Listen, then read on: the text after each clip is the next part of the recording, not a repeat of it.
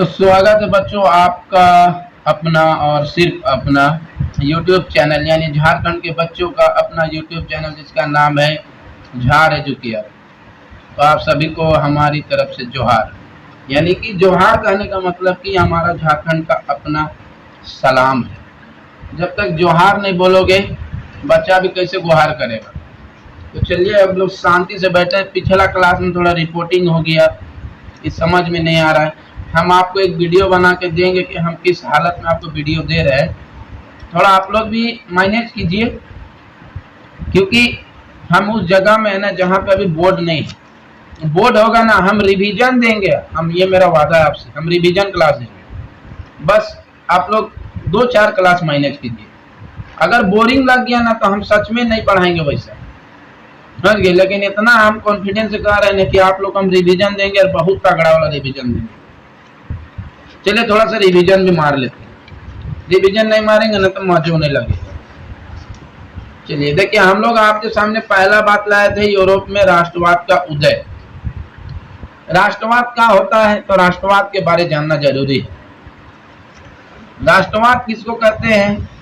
राष्ट्रवाद उसको कहते हैं जब कोई भी व्यक्ति या किसी देश के अंदर में रहने वाले जितने भी लोग हैं, जितने भी नागरिक हैं, उनका कंट्रीब्यूशन, उनका बलिदान, उनका योगदान देश की तरक्की, उन्नति सबके लिए जाता है। उनकी लगाए मेहनत, उनके कार्य, हमारे कामों से अगर देश को एकता बनी रहे, देश डेवलप करेगा, तरक्की करेगा, तो यही विचार राष्ट्रवाद कहलाता है।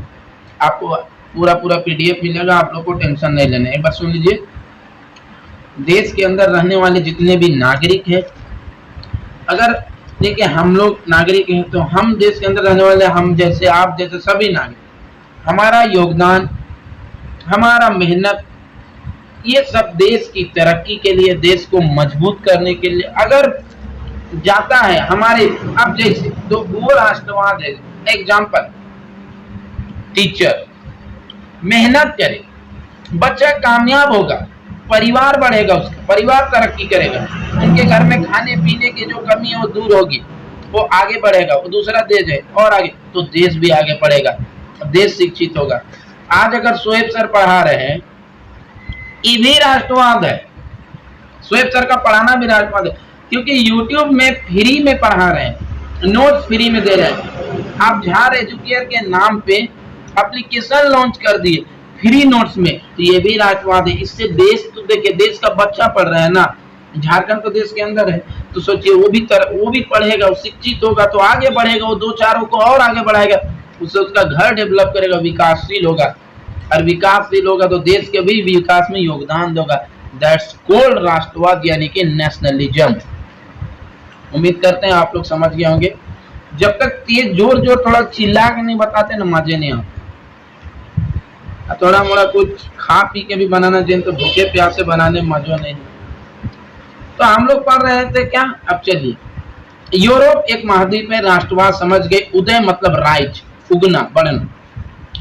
ये चित्र है, ये चित्र को बनाया था फ्रेडरिक सोरियो, ये सब 1848 में। तो ये सब के बारे बनाए थे, ठीक है। इस चित्र में यहाँ क्या है, ये एक देखिए महिला का रूप को नारी रूप में बताया गया है कि ये है आपका फ्रांस वाला, जर्मन वाला, तो निरंकुशवाद, ठीक है। उसके बाद कल्पनादर्श पढ़ा है। निरंकुशवाद बोलते हैं ऐसी शासन व्यवस्था या सरकार जिसके सत्ता पर, जिसके शासन पर किसी प्रकार का अंकुश नहीं होता, ये निरंकुश शासन कहलाता है। कल्पनादर्श यानी कि जिस ऐसा आदर्श समाज सोचना जिसको क्या बोलते हैं, जिसका पूरा होना ही नामुमकिन है।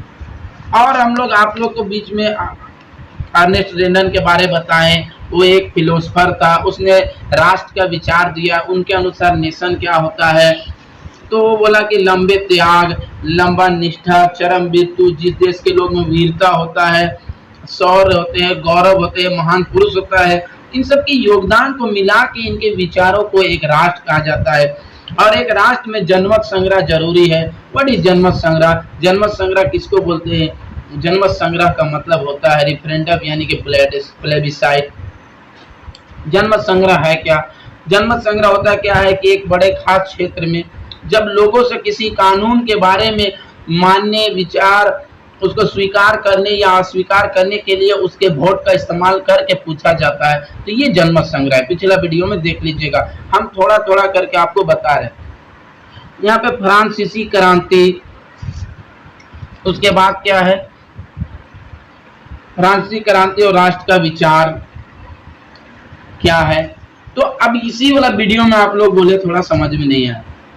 फ्रांस का क्रांति और राष्ट्र का विचार, देखिए जब यूरोप में फ्रांस का क्रांति हुआ तभी राष्ट्र का विचार आया। यूरोप में क्रांति नहीं होता, विचार नहीं आता, ठीक है। तो यूरोप का देश एक फ्रांस है, वहां पे क्रांति हुई, रेवोल्यूशन हुआ। क्रांति किसको कहते हैं? What do you mean revolution? एक ऐसी घटना, एक ऐसा क्षण, एक ऐसी चीज जिसके कारण उस जगह पे, उस क्षेत्र पे अत्यधिक बदलाव आया हो, इसको हम लोग क्या बोलते हैं? क्रांति कहते हैं। दूध की क्रांति, हरित क्रांति, फसल में क्रांति हुआ। जब वैज्ञानिक उन्नत किस्म के बीज लाए, तो जो आदमी 5 केजी में 2 खेत को जोत के उगाता था, वही आदमी 1 केजी में उसको उगा रहा है। फायदा हुआ, जिसको आजकल हाइब्रिड के बीज के नाम से जानते हैं। हम लोग ऑस्ट्रेलियन बोलते हैं, जर्सी गायों का आता है, हम लोग खरीदते हैं। एक देहाती गाय दिन भर में 2 केजी दे दे बहुत है, लेकिन वही ऑस्ट्रेलियन या जर्सी को देखिएगा तो दे देता है 5-6 किलोमीटर। अब बताइए, 5-6 लीटर, तो किलोमीटर ज्यादा बोल दे रहे, 5-6 लीटर बोल। सोचिए, ये क्या है? क्रांति है ना, कि जानवर के मतलब गाय के एक उन्नत, एक अलग किस्म आया। तो इसी तरह फ्रांस की क्रांति क्या है? फ्रांस क्रांति हुआ निरंकुश राजा से 1789 को उन लोग को आजाद हुए, लोकतंत्र थोड़ा बैठा, जैकोबिन क्लब का निर्माण हुआ, नए नए विचार आए। एक विचार का नाम पितृभूमि ला पैतृ, नागरिक ला सिटियोन, ये सब विचार आया और फ्रांस को एक करने और एक जोड़ने का ये विचार क्रांतिकारियों ने लाया। क्यों? ताकि फ्रांस को एक देश के रूप में मिलेगा। हम आपको फेसकैम वीडियो में भी समझाएंगे, अभी कोई टेंशन नहीं लेना है, कौन बक रहा है, क्या कर रहा है, ऐसा कुछ नहीं है। चुनावी पार्टी वाला आदमी नहीं है हम लोग, मैनिफेस्टो अलग है नहीं, हम लोग मैनिफेस्टो भी एक है, पढ़ा के खत्म करना है। नया झंडा जो 3 रंग का था, पिछला वीडियो में पढ़िएगा, डिटेल से मिल जाएगा। आप लोग सुने हैं 9 क्लास में, हर एक जगह को स्टेट में बदल गया था। फ्रांस को 4 स्टेट में बदला गया, 3 स्टेट में, और हर एक स्टेट का एक मालिक जिसको जनरल कहा जाता था, दैट्स मीन स्टेट जनरल, उनको मिला के स्टेट जनरल। तो गांव में हम लोग मुखिया को चुनते हैं वोट देके ना, वैसा वहां कुछ बात नहीं था, वहां डायरेक्ट अपने अपने बड़ा बड़ा आदमी मिलकर चुनता था। लेकिन जब क्रांतिकारियों ने क्रांति की, लोगों के बीच में विचार लाया कि हमारा जन्मभूमि है, हम यहाँ के नागरिक है, हमारा देश है, तो उसके बाद उन्होंने क्या किया? एक नए देश का निर्माण करने के लिए क्रांतिकारियों का साथ दिया। उसके बाद नया झंडा निकाला, नया झंडे का निर्माण किया, नया झंडा बनाया, पिछला झंडा को रिजेक्ट किया, अस्वीकार किया, स्टेट जनरल का को भंग किया और नेशनल असेंबली बनाया। इसके बाद कानून बनाया, सब शुल्क खत्म किए, भार और माप अलग अलग था, उसको अलग ने एक किए। पेरिस में फ्रेंच भाषा बोलने की इजाजत हुई, बोल्विया भाषा को खत्म किया गया, राष्ट्र की साझा भाषा बनी गई, बांटा गया कि आप भी बनाइए। तो ये सब है, ठीक है। अब हम लोग आज का जो हमारा पॉइंट है, हम 8 मिनट इसी में लगा दिए। चलिए, यूरोप में राष्ट्रवाद का निर्माण, राष्ट्रवाद बहुत जरूरी है। राष्ट्रवाद मीन्स क्या होता है? अभी पढ़े ना, जब देश के नागरिक अपने देश की तरक्की के लिए योगदान देते हैं, चाहे वो किसी भी क्षेत्र हो, शिक्षा हो, काम हो, कुछ भी काम हो, वैज्ञानिक पद्धति से हो, मजदूरी से हो, राजनीतिक हो, आर्थिक हो, किसी भी क्षेत्र से अगर देश की विकास में अपना सहयोग देता है तो वो राष्ट्रवाद कहलाता है। इस राष्ट्रवाद के लिए जाति धर्म नहीं देखा जाता है, सिर्फ देश देखा जाता है। फर्स्ट देश, कि देश की तरक्की कैसे हो, देश के लोगों को कैसे तरक्की किया जाए, ये भी राष्ट्रवाद है। हम एग्जाम्पल बताएं, सुएब सर अभी पढ़ा रहे, हमको मौका दिए, ये राष्ट्रवाद नहीं हुआ? आप लोग के बीच में नोट्स ला रहे, रात को मेहनत करके, एप्लीकेशन में पैसा खर्चा करके आप लोग के लिए फ्री नोट्स लिए, तो ये भी राष्ट्रवाद है। तो चलिए हम लोग क्या करते हैं, इसको लाइन बाय लाइन एकदम अपने शब्दों में नागपुरी के साथ, यूरोप में राष्ट्रवाद कैसे, यूरोप में राष्ट्रवाद का निर्माण, यानी यूरोप के देशों को कैसे लगा कि हम अपना देश को कैसे अलग करें, हम अपना देश में कैसे एक अलग आजाद नागरिक बने, उसके बारे में पढ़ते हैं। आइए देखिए क्या लिखा हुआ है। अगर आप मध्य 18वीं सदी की यूरोप के नक्शों को देखते हैं तो उसमें वैसी राष्ट्र राज्य नहीं मिलेगी जैसे आज है। अगर 18वीं सदी का यूरोप को देखिएगा और अभी के यूरोप को देखिएगा तो अभी अलग अलग देश है, जैसे जर्मन, इटली, स्विट्जरलैंड रूप में जानते हैं। ये 18वीं सदी में नहीं था। 18वीं सदी मतलब 1701 से लेके 1799 तक की ईस्वी में ऐसे देश नहीं थे अलग अलग। वहां क्या था, एक बड़े देश को छितिर बितिर करके यहाँ अलग राजा, यहाँ अलग राजा, ऐसे। हम आपको इतना सुंदर एग्जांपल देते हैं, देखिए अगर ये जर्मनी है, यूरोप का ही देश है, तो ये ऐसे एक जर्मनी नहीं था, यहाँ ऐसे एक में अलग राजा, एक में अलग राजा, एक में अलग राजा, कहीं बुर्बो, कहीं हैब्सबर्ग, कहीं ऑस्ट्रिया, ये सब मिलके एक राज चलाते थे। लेकिन देश तो एक था, बांटने वाले अनेक थे, यानी रोटी एक था, खाने वाले बहुत सारे थे। जैसे यहाँ पे देखिए ये सब बांटा हुआ साम्राज्य अलग अलग, ओटोमन साम्राज्य, स्विट्जरलैंड, फ्रांस, तो यहाँ अलग राजा, यहाँ अलग राजा, कोई ठीक नहीं, इन दोनों में एक राजा, ऐसे करके बांट दिया गया। और आप लोग समझ गए, स्विट्जरलैंड, जर्मनी, इटली के रूप में जो देश है वो पहले थे, अभी वैसे नहीं है, यानी सॉरी उस समय जैसा था अभी नहीं है। तब क्या था, तब राजशाहियों के अंदर में था, डचुओं के संदर्भ में था, कैंटोन्स के अंदर में ये बटे हुए थे, कहीं पे राजा था, कहीं पे डच था, कहीं पे कैंटोन्स था, जिनके शासकों के स्वायत्ता क्षेत्र थे। पूर्वी और मध्य यूरोप निरंकुश राजतंत्रों के अधीन था। जो पूरब का और मध्य का यूरोप था वो निरंकुश, पूरब का और, अगर हम मानते हैं कि पूरब का और, यानी कि पूरब में और मध्य के यूरोप में निरंकुश राजतंत्र, निरंकुश राजतंत्र कहने का मतलब ऐसा राजतंत्र, ऐसा राजाओं का शासन जिसमें कोई अंकुश, कोई रुकावट, कोई बैरियर नहीं था। अगर कोई आदमी कह दे राजा साहब खबरदार आप गलत है, रात को उसको उसका सिपाही खबरदार कर देता था साइड में ले जाके। तो इसको बोलते हैं निरंकुश। अभी हम लोग क्या करते हैं, केंद्र सरकार हो, राज्य सरकार हो, उसके नीतियों के खिलाफ तुरंत वीडियो आ जाता है, न्यूज में आ जाता है, हर चीज में आता है। ये लोकतंत्र है और राजतंत्र है, यही अंतर है। लोकतंत्र में आप सत्ता के खिलाफ बोल सकते हैं, राजतंत्र में नहीं। इन इलाकों में तरह तरह के लोग रहते थे, वे अपने आप को एक सामूहिक पहचान या कि समान संस्कृति का भागीदार नहीं मानते। एक देश में जब अलग अलग तरह के लोग रहते हैं तो वो क्या करते थे, अलग अलग मानते हैं। अगर ऑस्ट्रिया, अगर जर्मनी 5-6 राजा का है, जर्मनी 5-6 हिस्सों में बटा हुआ है, वहाँ अलग अलग राजा है, तो वहाँ अलग अलग खानदान के लोग होंगे, अलग अलग मानने वाले, तो क्या वो पूरे जर्मनी एक मानेंगे? नहीं मान सकते। सामूहिक पहचान या किसी समान संस्कृति का भागीदार नहीं मानते थे, यानी एक पहचान और समान संस्कृति नहीं मानते थे। अक्सर वे अलग अलग भाषाएं बोलते थे, विभिन्न जातीय समूहों के सदस्य थे। तो हर राज्य में अलग अलग जब राजा होता है तो अलग अलग लैंग्वेज बोलता है। हिंदुस्तान में ब्रिटिश जाए तो अलग अलग लैंग्वेज बोलता है, अलग अलग जाति समूह के सदस्य थे। उदाहरण के तौर पर चलिए उदाहरण, ऑस्ट्रिया हंगरी पर शासन करने वाला हैब्सबर्ग साम्राज्य। ऑस्ट्रिया और हंगरी एक देश है, वहां पे जो शासन किया वो हैब्सबर्ग साम्राज्य था। अलग अलग क्षेत्रों और जनसमूहों को जोड़कर बना था। ये अलग अलग क्षेत्रों, अलग अलग जगहों को जोड़कर बना था। इसमें एलेप के टिरोल, ऑस्ट्रिया और सुडेटेनलैंड जैसे इलाकों के साथ साथ बोहेमिया भी शामिल थे। तो क्या करते थे इन लोग कि देखिए एक क्षेत्र है, ये अलग अलग क्षेत्र अलग अलग को मिला के एक इलाका बनाया गया था, जहाँ के कुलीन वर्ग में जर्मन भाषा बोलने वाले ज्यादा थे। अब यहाँ के जो कुलीन थे, अमीर लोग थे, वो जर्मन भाषा बोलते थे। हैब्सबर्ग साम्राज्य में लोम्बार्डी, वेनेशिया जैसे इतालवी भाषा प्रांत भी शामिल थे।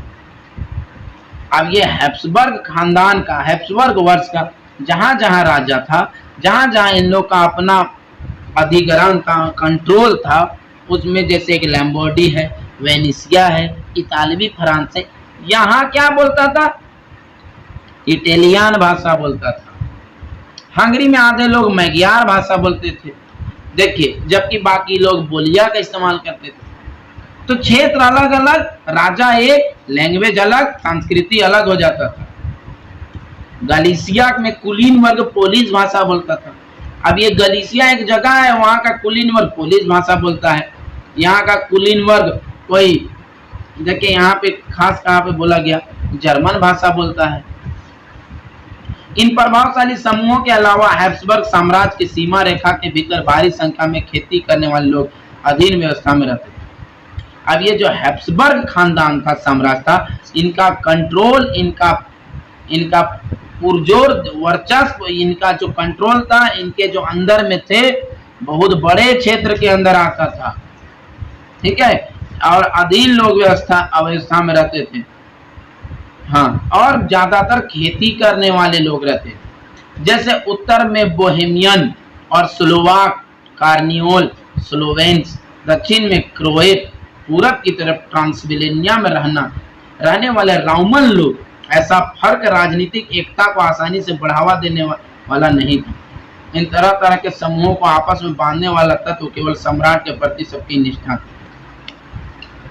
देखिए, अभी आपको बोले हैब्सबर्ग साम्राज्य के अंदर खेती करने वाले थे, लेकिन कैसे कैसे जाति थे, कैसे कैसे अलग क्षेत्र थे।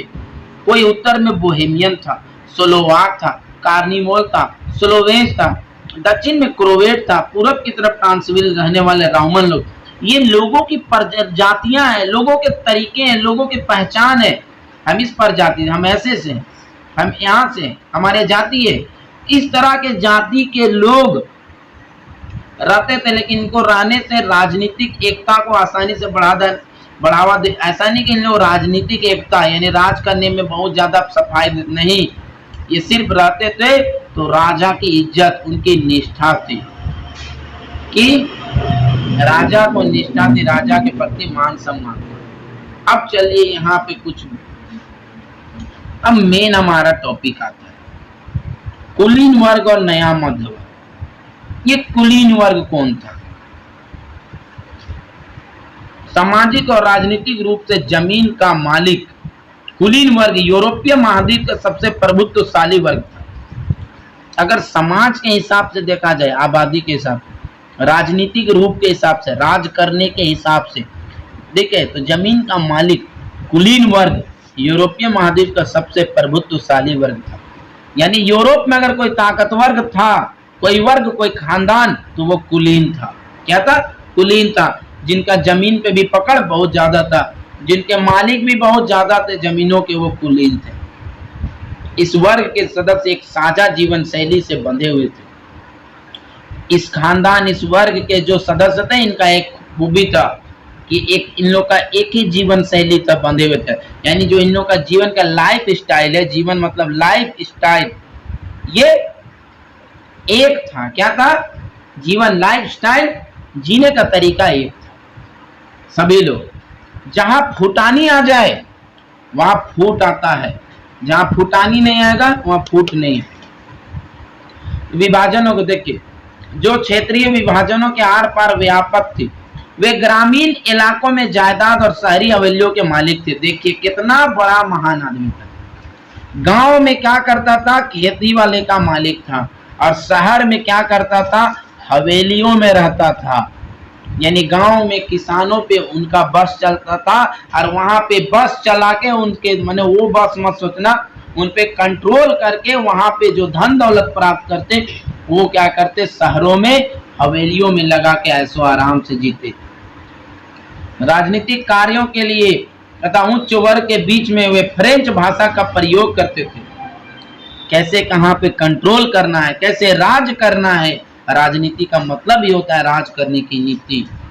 और उच्च वर्ग यानी रईस, जो बड़े बड़े घराने हैं, अमीर, ठीक है, रईस बोलते हैं ना, अमीर घरानों, धनी व्यक्तियों, धनी वर्ग में अगर बात करना है तो ये कुलीन वर्ग फ्रेंच भाषा का प्रयोग करता था। क्या भाषा? फ्रेंच भाषा का प्रयोग करता। उनके परिवार अक्सर वैवाहिक बंधनों से आपस में जुड़े होते थे। वे क्या करते थे? अपने परिवार में क्या वैवाहिक मैरिड कपल, शादीशुदा लाइफ रहते थे। ऐसे थोड़ी ना होता है अभी वाला जैसा बोल रहा माँ हम जाते स्कूल और स्कूल का नाम लेके इधर उधर चल जाते हैं। नहीं, कॉलेज जा रहे हैं, ऐसा नहीं। उन लोग वैवाहिक जीवन से था, शादीशुदा था, तो क्या परेशानी है आपस। मगर यह शक्तिशाली कुलीन वर्ग संख्या के लिहाज से एक छोटा समूह था। संख्या से लिहाज से थोड़ा इनकी जनसंख्या थोड़ी कम थी।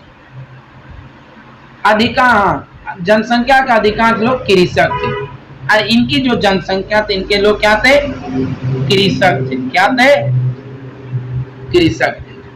पश्चिम में ज्यादातर जमीन पर किराएदार और छोटे काश्तकार खेती करते थे। जो पश्चिम यूरोप है, जमीन में ज्यादातर किराएदार रहते थे और छोटे काश्तकार खेती करते, जो छोटा किसान है वो खेती करता था। जबकि पूर्वी और मध्य यूरोप में भूमि विशाल जागीरों में बटी थी। भूमि विशाल जागीरों मतलब बड़े बड़े भूमिहारों, भूमि के मालिक, ठीक है, उनके बीच बटा हुआ था, जमींदारों में बटा हुआ, जिस पर भूदास खेती करते थे। जिस पर भूदास, भू मतलब जमीन, दास मतलब नौकर, यानी उनके खेतों पे कोई नौकर लोग खेती करते थे। आप लोग समझ गए होंगे, मजा आज आ रहा होगा, ठीक है, तो मजा लीजिए, सजा मत लीजिए। पश्चिमी और मध्य यूरोप के हिस्सों में औद्योगिक उत्पादन और व्यापार वृद्धि से शहरों का विकास और वाणिज्यिक वर्गों का उदय हुआ। जब पश्चिम और मध्य यूरोप के हिस्सों में औद्योगिक उत्पादन, यानी पश्चिम और मध्य यूरोप में के हिस्सों में इंडस्ट्री, औद्योगिक उत्पादन मतलब कारखानों से जब पैदावारी शुरू हुई, सामानों का निर्माण जब कारखानों से शुरू हुआ, तो व्यापार में वृद्धि मतलब तेजी हुई, और जब तेजी हुई तो शहरों का विकास हुआ, वाणिज्यिक वर्गों का उदय हुआ। वाणिज्यिक वर्गों मतलब कॉमर्शियल बिजनेसमैनों का उदय हुआ, व्यापारियों का उदय हुआ। देखिए, इसको बताएंगे कुछ महत्वपूर्ण तिथियां, टेंशन नहीं लेना है। देखिए, अस्तित्व बाजार में बार बार पंखा के चपेट से आके उड़ जाता है पेज, नहीं जानता है कि बच्चा लोग पढ़ रहा है। चलिए, अस्तित्व बाजार के लिए उत्पादन पर टिका था। अस्तित्व क्या बोलता है? जिनका अस्तित्व, ये व्यापारियों का अस्तित्व, पहचान कहाँ पे टिका हुआ था? बाजार के लिए उत्पादन। जितना बाजार के लिए उत्पादन करेगा उतना इनका पहचान टिका रहेगा। इंग्लैंड में औद्योगिकरण 18वीं सदी के दूसरे भाग में आरंभ हुआ। ये जो इंग्लैंड है, इंग्लैंड में औद्योगिकरण, कारखाना, फैक्ट्रियों का निर्माण कब हुआ? 18वीं सदी के आरंभ में, दूसरे भाग में, यानी 1820 के बाद, 30 के बाद।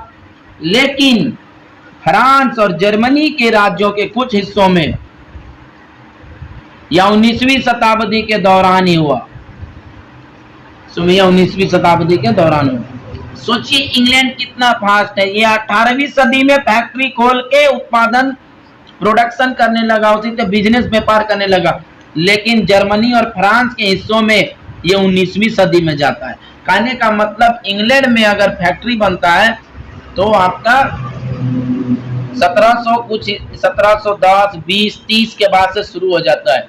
लेकिन जब फ्रांस और जर्मनी की बात आती है तो ये 1801, 2, 3, 10, 20 के बाद आता है। तो इंग्लैंड कितना आगे था।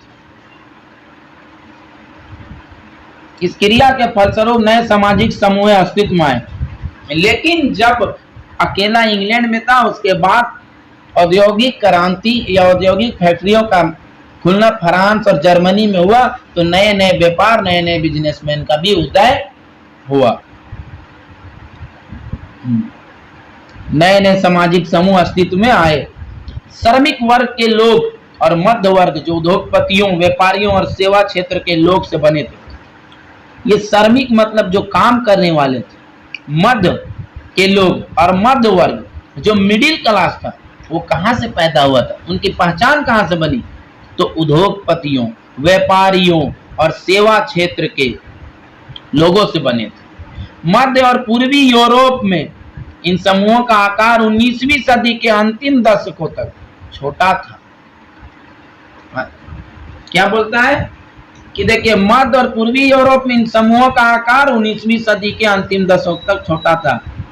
जब हम बात करते हैं बीच का यूरोप और पूरब साइड का यूरोप, समूह का आकार कैसा था? 19वीं सदी के अंतिम दशकों तक छोटा था, यानी 1890 तक छोटा था।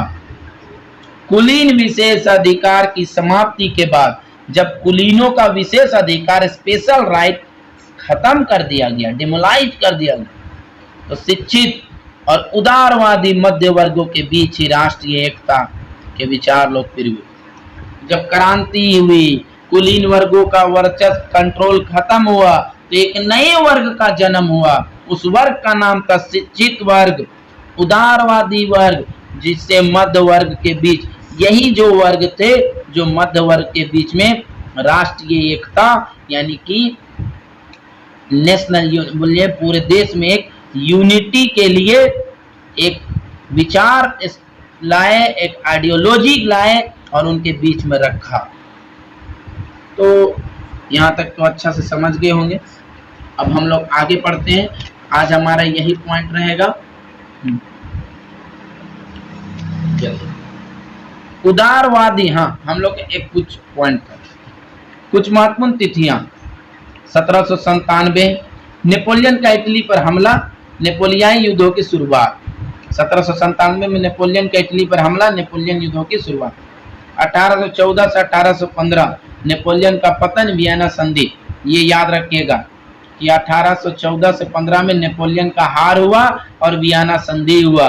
1821 यूनानी स्वतंत्रता के लिए संघर्ष, यूनान आजाद नहीं था, उसके लिए संघर्ष था। कब? 1821। 1848 इसको पढ़ लीजिएगा। फ्रांस में क्रांति, आर्थिक परेशानियों से ग्रस्त कारीगरों, औद्योगिक मजदूरों और किसानों की बगावत, मध्यवर्ग संविधान और प्रतिनिधियात्मक सरकार के गठन की मांग करता है। इतालवी, जर्मन, मैग्यार, पोलिश, चेक आदि राष्ट्र राज्यों की मांग। यानी 48 में ही क्रांति शुरू हो गई, नए नए वर्ग पैदा हुए, नया नया मालिक पैदा हुआ, नया नया संविधान बनना शुरू हुआ। सब अपने आप को बोला हमको चाहिए जर्मन, हमको चाहिए इटालियन, हमको चाहिए पोलिश, सब। 1859 से 1870 इटली का एकीकरण, इटली एक राज्य बना, देश बना। 1866 से 1871 जर्मनी का एकीकरण। 1905 से में हैब्सबर्ग और ओटोमन साम्राज्य में स्लाव राष्ट्रवाद मजबूत हो गया। तो ये आप लोगों के बीच में था। अब हमारा जो पॉइंट है वो है 2.2 उदारवादी राष्ट्र के मायने क्या थे।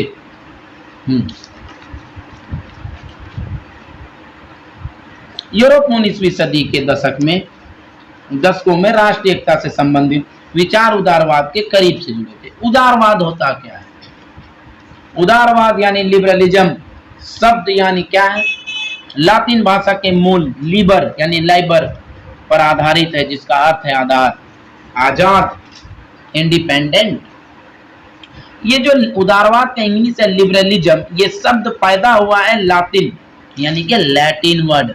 लैटिन वर्ड के कहां से आया है? Liber, Libre. इस लिबर पर आधारित जिसका अर्थ होता है आजाद, इंडिपेंडेंट, फ्री। अब इसमें क्या होता है? इसमें कौन जुड़ा? नए मध्य वर्ग के उदारवाद का मतलब था। जब मध्य वर्ग था, यूरोप के बीच वाले लोगों का क्या ख्याल था उदारवाद में? उनमें उदारवाद का मतलब क्या माना जाता था? व्यक्ति के लिए आजादी और कानून के समक्ष सबकी बराबरी। ये जो मध्य वर्ग थे, मिडिल क्लास थे, ये जो उदारवाद के बारे में क्या सोचते थे? इनमें कैसा उदारवाद था? इनका मानना था व्यक्ति मतलब पीपल, हर एक लोग आजाद हो। क्या हो? क्या हो? लिबर, हाँ, आजाद हो। कैसा हो? आजाद हो। ये लिबर आया है लैटिन वर्ड से, इसका मतलब होता है आजाद। और ये जो मिडिल क्लास के थे वो इसमें क्या मानते थे? उदारवाद में जो मिडिल क्लास वाले थे, उदारवाद लिबरल लोग थे, वो क्या सोचते थे? वो सोचते थे उदारवाद का मतलब व्यक्ति की आजादी, लोग की आजादी, पीपल्स की आजादी। और कानून के समझ, कानून मतलब लॉ, कानून के समझ सब बराबर। नहीं है एक तो फिल्म नवाजुद्दीन वाला, सब बराबर, जब तक पढ़ेंगे नहीं छोड़ेंगे नहीं वही। तो कानून के समक्ष सब बराबर, चाहे वो गरीब हो, अमीर हो, उच्च जाति का हो, निम्न जाति का हो, जिस जाति का हो, एक कानून के समक्ष सभी पीपल है, सभी लोग है देश के। राजनीतिक रूप से उदारवाद एक ऐसी, अब देखिए अगर राजनीतिक रूप में जाते हैं उदारवाद, उदारवाद एक ऐसी सरकार पर जोर देता था जो सहमति से बनी। उदारवाद क्या बोलता था? सरकार ऐसी सरकार होनी चाहिए जो सहमति से बना हो। किससे बना हो? सहमति से, सबसे पूछ के, सबसे इजाजत लेके, सबसे राय करके, यानी कि राइट टू वोट। फ्रांसीसी क्रांति के बाद से उदारवाद निरंकुश शासक और पादरी वर्ग के विशेष अधिकारों की समाप्ति, संविधान तथा संसदीय प्रतिनिधि सरकार का पक्षधर था। देखिए फ्रांसीसी क्रांति जब 1789 के बाद जब क्या हुआ? उदारवाद, निरंकुश शासक और पादरी वर्ग के विशेष अधिकारों की समाप्ति, यानी जो फ्रांसीसी क्रांति के समय क्या बोला जाता है आपका, जो निरंकुश शासन था, मतलब कि क्या बोल रहे, झगड़ा राजा था, क्या बोल रहे उसको, निरंकुश बेरहम राजा था। अब पादरी वर्ग, गॉड तुसी ग्रेट हो, इनको जो स्पेशल राइट मिला था, इनको जब खत्म किया गया तो ये लोग खुश था कि उदारवाद, चलो भाई बहुत बढ़िया। हाँ, तो और संविधान जब बना, क्रांति के बाद संविधान बना, संसदीय प्रतिनिधि सरकार का पक्षधर था। उसके बाद जब असेंबली बना, और असेंबली में जो प्रतिनिधि थे, जो मेंबर थे, संसद में जो मेंबर थे, वो सरकार के सपोर्ट में थे, साथ में थे, उनको वो साथ दिए कि उदारवाद की ऐसी संविधान वाली सरकार होनी चाहिए, संसद बनना चाहिए, उनमें हर एक जगह से एक स्पेशल मेंबर होना चाहिए जो उसकी अगुवाई करता हो। उनका ये समर्थन था, लेकिन इनमें भी कुछ झोल था। कैसा झोल पड़ता?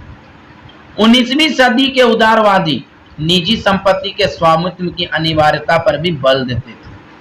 देखें 19वीं सदी का जो उदारवादी था, यानी कि 1800 के बाद का जो उदारवादी था, वो निजी संपत्ति, यानी जिसका जितना संपत्ति है उसकी स्वामित्व वाले, उसका जो मालिक है वो अपने पास रख के इसकी ये समर्थक थे, साथ देना चाहते थे। अब पता नहीं, इनका कहने का मतलब हो सके टैक्स नहीं देंगे, ठीक है, तो टैक्स नहीं देंगे तो अब क्या देंगे। अब आगे बढ़ते हैं हम लोग। इससे अच्छा और कहाँ मिलेगा। देखिए साथ साथ चीटी भी पढ़ रहा है, अच्छी बात है। हिस्ट्री सबको मालूम है, सबको पसंद है। देखो भैया, कोई कह दे कि मैथ पढ़ो, साइंस पढ़ो, वही काम होगा, लेकिन अगर किसी को इंडिया के, भारत के बड़े पोस्ट में जाना है, इतिहास पढ़ना होगा, सिविक्स पढ़ना होगा, इनके बिना आपका भी विकास अधूरा है। अब आप जो कही 19वीं सदी के उदारवादी, हाँ, निजी संपत्ति के स्वामित्व मतलब मालिक की अनिवार्यता, कि हर कोई अपना संपत्ति का मालिक है, सही बात है, पर बल देते थे। लेकिन यह जरूरी नहीं था कि कानून के समक्ष बराबरी का विचार सबके लिए मताधिकार सफर्ज के पक्ष में था। लेकिन ये जो नए लिबरल थे, कानून के समक्ष सबकी बराबरी, लेकिन इस सबको राइट टू वोट दिया जाए, वोट का अधिकार, मत का अधिकार, इन लोग उसके पक्ष में भी नहीं थे। किसके पक्ष में थे, थोड़ा देखते हैं। क्रांतिकारी फ्रांस उदारवादी प्रजातंत्र का पहला राजनीतिक प्रयोग था। जब क्रांतिकारी फ्रांस था तो उदारवादी प्रजातंत्र, यानी इन लिबरल लोगों को सरकार में दिया, ये पहला प्रयोग था। और वहां मत देने और चुने जाने का अधिकार केवल संपत्तिवान पुरुषों को ही हासिल था। यह देखिए घटियापन आ गया। बोला लिबरल लोग तो सरकार बना लिए, जब इनकी सरकार बनी तो वोट देने का अधिकार किसको था? तो बोलता है संपत्तिवान, यानी कि अमीर। आज के डेट में अगर देखा जाए तो जिनकी आय करोड़ों में होगी, यानी अंबानी है, वो तो बहुत ही अमीर है इंडिया का सबसे, लेकिन उससे भी नीचे है और बहुत सारे, हम लोग के गांव में भी है, आप लोग के भी गांव में है, तो जो अमीर आदमी है, जिनके पास धन की वर्षा है, वही क्या करेंगे, राइट टू वोट देंगे। अरे ये तो गलत बात है। और उसमें भी सिर्फ पुरुष, क्या पुरुष, महिला नहीं, ये चीज याद रखिएगा। संपत्ति विहीन पुरुष और सभी महिलाओं को राजनीतिक अधिकारों से वंचित रखा गया था। जिनके पास संपत्ति नहीं है वैसे पुरुष, और किसी ऑल काइंड्स ऑफ फीमेल, किसी भी तरीका का फीमेल यानी लेडीज हो, महिला हो, उनको राजनीतिक अधिकारों से वंचित रखा गया था। उनको कोई अधिकार नहीं दिया गया। केवल थोड़े समय के लिए जैकोबिन शासन के समय सभी वयस्क पुरुषों को मताधिकार प्राप्त था।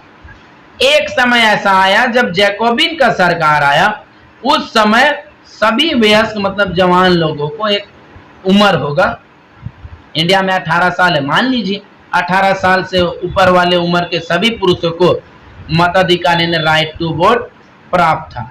ये थोड़े समय के लिए, मगर नेपोलियन की संहिता यानी नेपोलियन की एक संहिता यानी नेपोलियनिक कोड जैसे आया, ये सीमित अधिकार वापस आ गया। ना बाबू, जैसे नेपोलियन आया बोला खबरदार, जिसको जिसको दे दिया हो इसे वापस लो।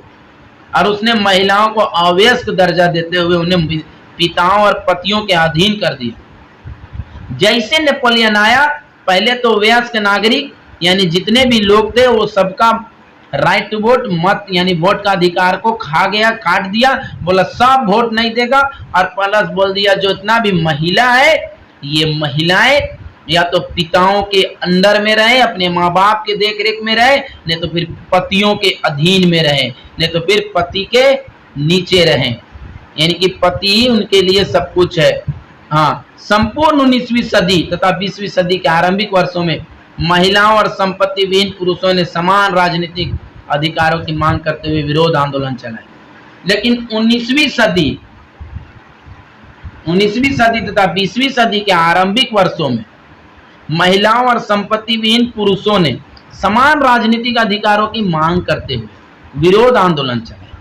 इन लोग भी क्या किया, लास्ट में 19वीं सदी का अंत और 20वीं सदी का आरंभिक में इन लोग भी आंदोलन चलाया कि सब बराबर, हम लोग को भी, चाहे हम लोग के पास पैसा है या नहीं है, और महिलाएं चाहे हम लोग कुछ भी हो, घरे में थोड़ी ना रहेंगे, हम लोग बच्चा पैदा थोड़ी ना करने के लिए आए हैं।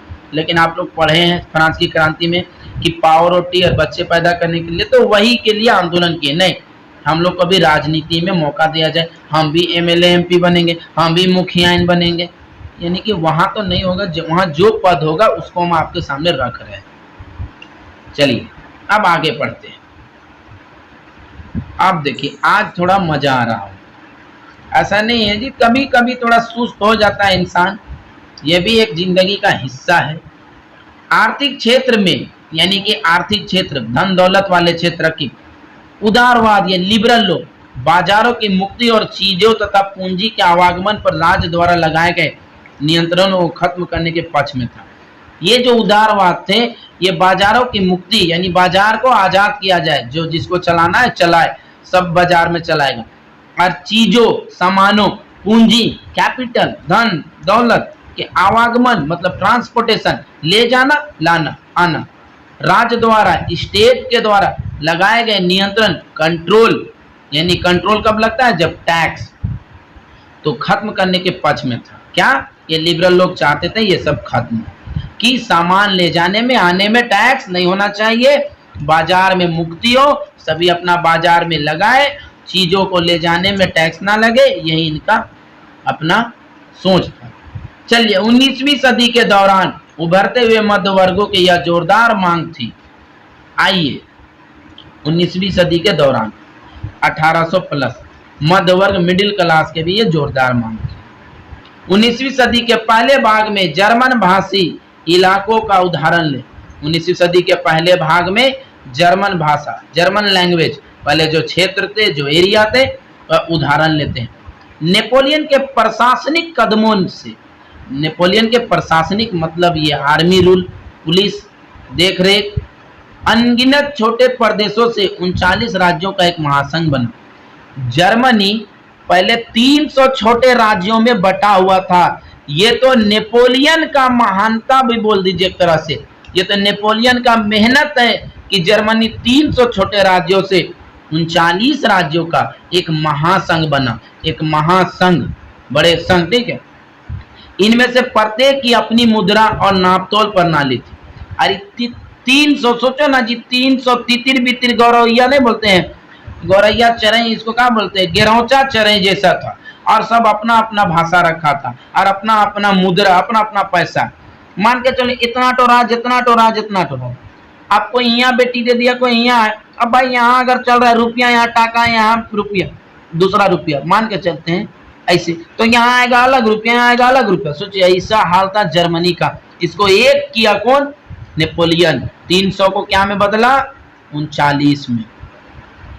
हाँ, 1833 में हैम्बर्ग से न्यूरमबर्ग जाकर अपना माल बेचने वाले एक व्यापारी को 11 सीमा शुल्क नाकों से गुजरना पड़ता था। 1833 की बात है। हैम्बर्ग में एक व्यापारी को अगर न्यूरमबर्ग जाना है, यानी जर्मनी का बात हो रहा है, अपना माल, अपना सामान बेचने के लिए एक व्यापारी को, किसको, एक व्यापारी को 11 सीमा शुल्क, 11 टोल नाका, जानते हैं ना बाबू, आज का भाषा में टोल नाका, टोल टैक्स, सीमा शुल्क, उसी को बोलते हैं। पश्चिम बंगाल से झारखंड का घुसेंगे तो नहीं लगेगा, अगर झारखंड वाला उड़ीसा घुसेगा तो बॉर्डर में पैसा नहीं लगेगा, लेकिन एक आदमी को दूसरे शहर से तीसरे शहर में भी जाने के लिए 11 सीमा शुल्क, बॉर्डर टैक्स, टोल नाका गुजरना पड़ता था। सोचिए कितना महान था जर्मनी। अब उसको अगर एक नहीं करता तो क्या हाल होता। चलिए अब हम लोग थोड़ा इधर भी आते हैं।